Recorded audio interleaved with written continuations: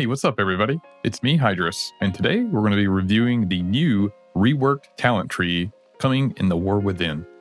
The first thing I want to talk about, which is going to be celebrated amongst all preservation evokers, is the tier set is now implemented into our talent tree, and that is the Instant Living Flame. It's called Life Spark, and basically reversion healing has a chance to cause your next living flame to cast instantly and deal 50% increased healing or damage. Stacks up to 2 charges.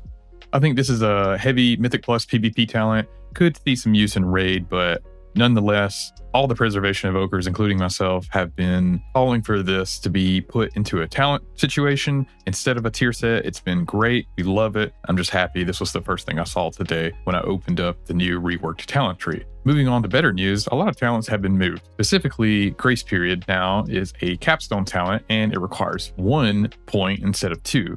However, instead of 15% for the 2, it's now going to be your healing is increased by 10% on targets with your reversion.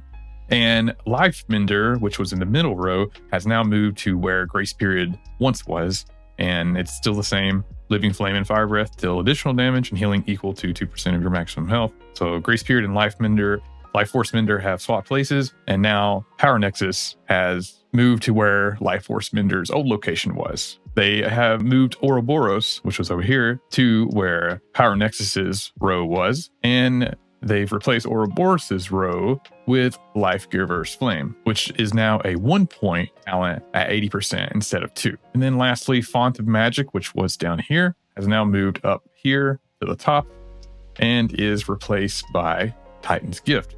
Essence Burst increases the effectiveness of your next Essence ability by 25%. Basically, Titan's Gift is a new talent, and it is a big on use for Echo Reversions, Echo Double Dream Breath, Echo Double Spirit Bloom, Echo into Living Flame healing, Echo into Verdant Embrace, which will also be further increased from our hero talent tree. I can see Titan's Gift having a lot of use in Raid and as well as Mythic Plus. However, Mythic Plus, we now have a lot of room to move around, which feels great. And then lastly, Timeless Magic has had some tuning. Basically, Reversion, Time Dilation, Echo, and Temporal Anomaly last 30% longer and cost 30% less mana. Timeless Magic now increases all the healing of these abilities by 15% per rank, 2 ranks, so 30%. It was 10%, but now it's 30%. And you may be wondering, well, what about the left tree? What about the standard evoker tree? There's no changes whatsoever. Everything still seems fine to me over here. You know, there's a little bit of play now. You don't necessarily have to run Ancient Flame anymore. You can change that and go into Terror of the Skies or the Fire Within. So overall, my thoughts, like I said, I think this new talent revamp, it was needed. It's going to allow us to play really freely in Mythic Plus. There'll probably be a strict talent tree for raiding mostly, because you'll be able to double dip into Dream Flag and Cycle of Life, I assume. I'm not going to I don't think Life Spark's going to be used that much in raiding. More or less Mythic Plus and PvP. I think you'll be taking Renewing Breath, obviously, and then you can play Titan's Gift into a Spark of Insight, etc., and just continuously get Essence Bursts, right? I think this was a great change for preservation evokers. This is a massive W. There were so many issues where we had to streamline straight down the middle to get all of our damage from the past tree, and it didn't allow for customization room, and it didn't allow for any breathing room, right? It was kind of a streamlined talent choice node, which was not fun at all.